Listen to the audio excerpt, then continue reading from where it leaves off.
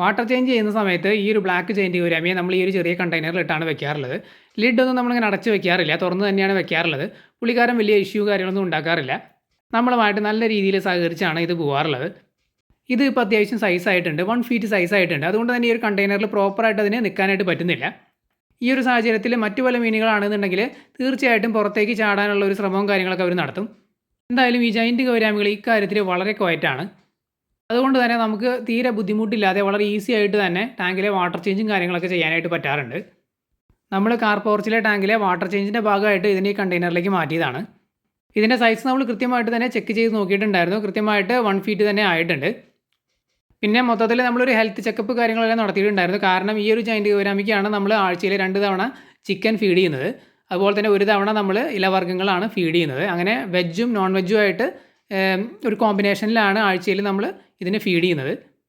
ചിക്കനൊക്കെ നമ്മൾ ഫീഡ് ചെയ്യുമ്പോൾ ആവശ്യത്തിന് മാത്രമാണ് ഫീഡ് ചെയ്യാറുള്ളത്. കാരണം ചിക്കനൊക്കെ ഓവർ ഫീഡ് ആയി കഴിഞ്ഞ് കഴിഞ്ഞാൽ പെട്ടെന്ന് ഫാറ്റ് ആവാനും അതുപോലെ തന്നെ ഫാറ്റ് റിലേറ്റഡ് ആയിട്ടുള്ള ഹെൽത്ത് ഇഷ്യൂസ് ഒക്കെ വരാൻ സാധ്യതയുണ്ട്. അതുകൊണ്ട് നമ്മൾ കൺട്രോൾ ചെയ്താണ് കൊടുക്കുന്നത്. പക്ഷേ ഇത്തരത്തിൽ നമ്മൾ ചിക്കൻ കൊടുക്കാൻ തുടങ്ങിയ പിന്നെ അത്യാവശ്യം നല്ല ഫാസ്റ്റ് ആയിട്ടുള്ള ഒരു ഗ്രോത്ത് നമ്മൾ കാണുന്നുണ്ട്. പിന്നെ നമ്മുടെ ബക്കറ്റുകളിൽ എടുക്കുന്ന ചെറിയ ആൽബിനോ ജയൻറ്റ് ഗൗരാമികൾക്കും ഞാൻ ചെറിയ രീതിയിൽ ചിക്കൻ കൊടുത്തു തുടങ്ങിയിട്ടുണ്ട്. അവർ നല്ല രീതിയിൽ കഴിക്കുന്നുണ്ട്. ഇപ്പോൾ ആഴ്ചയിൽ ഒരു തവണയാണ് ഞാൻ ആ ചെറിയ ആൽബിനോ ജയൻറ്റ് ഗൗരാമികൾക്ക് ചിക്കൻ കൊടുക്കുന്നത്. ബാക്കി ദിവസങ്ങളിൽ പെല്ലറ്റ് ഫുഡാണ് കൊടുക്കുന്നത്. ഇലവർഗ്ഗങ്ങൾ ഞാൻ അവർക്ക് കൊടുത്തു തുടങ്ങിയിട്ടില്ല. കുറച്ച് സൈസ് ആയതിനു ശേഷമാണ് നമ്മൾ കൊടുക്കാനായിട്ട് പ്ലാൻ ചെയ്യുന്നത്, ഇലവർഗ്ഗങ്ങൾ കൊടുക്കാനായിട്ട് പ്ലാൻ ചെയ്യുന്നത്. അപ്പോൾ അവരും അത്യാവശ്യം നല്ല ഗ്രോത്ത് ആയിട്ട് വരുന്നുണ്ട്. നമ്മുടെ കയ്യിലുള്ള എല്ലാ ജയൻറ്റ് ഗൗരാമികളിലും വെച്ച് ഈ ഒരു ജയൻറ്റ് ഗൗരാമി മാത്രമാണ് ക്ലിയർ വാട്ടർ ടാങ്കിൽ കിടക്കുന്നത്. അതുകൊണ്ട് തന്നെ ഈ ഒരു ടാങ്കിൽ നമ്മൾ അത്യാവശ്യം നല്ല രീതിയിൽ തന്നെ കെയർ കൊടുക്കുന്നുണ്ട്.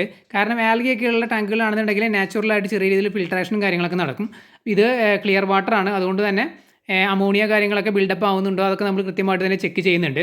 മുമ്പ് ഞാൻ കുറച്ച് ഡിലേ ആയിട്ടൊക്കെയാണ് വാട്ടർ ചേഞ്ച് ചെയ്യാറുള്ളത്. ആ സമയത്ത് ഞാൻ ചിക്കനൊന്നും കൊടുക്കുന്നുണ്ടായിരുന്നില്ല, പെല്ലറ്റ് ഫുഡ് മാത്രമാണ് കൊടുത്തുകൊണ്ടിരുന്നത്.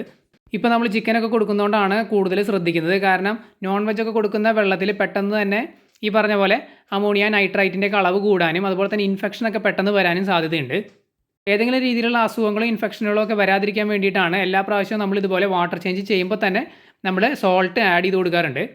വെള്ളത്തിൽ ചെറിയ രീതിയിലുള്ള സോൾട്ടിൻ്റെ കണ്ടൻറ്റ് ഉണ്ട് എന്നുണ്ടെങ്കിൽ പെട്ടെന്നുള്ള ഇൻഫെക്ഷനും അതുപോലെ തന്നെ ഈ ഒരു ബാക്ടീരിയ പാരസൈറ്റിൻ്റെ ഒക്കെ ഗ്രോത്ത് തടയാനായിട്ട് പറ്റും. നല്ലൊരു പ്രിവെൻറ്റീവ് മെഷറാണ് ഈ ഒരു സോൾട്ട് ആഡ് ചെയ്ത് കൊടുക്കുക എന്നുള്ളത്. പ്രത്യേകിച്ച് നോൺ വെജ് കാര്യങ്ങളൊക്കെ ഫീഡ് ചെയ്യുന്ന ടാങ്കുകളാകുമ്പോൾ. ഇതിനെ നമ്മൾ ടാങ്കിലേക്ക് തിരിച്ച് ഇറക്കി വിടുന്ന വീഡിയോ ഒക്കെ കാണാനായിട്ട് താല്പര്യം ഉണ്ടെന്നുണ്ടെങ്കിൽ നമ്മൾ കുറച്ച് ഡീറ്റെയിൽഡ് ആയിട്ടൊരു വീഡിയോ ചെയ്തിട്ടുണ്ട്. ആ വീഡിയോയുടെ ലിങ്ക് സ്ക്രീനിൻ്റെ താഴെ പിൻ ചെയ്ത് വെച്ചിട്ടുണ്ട്.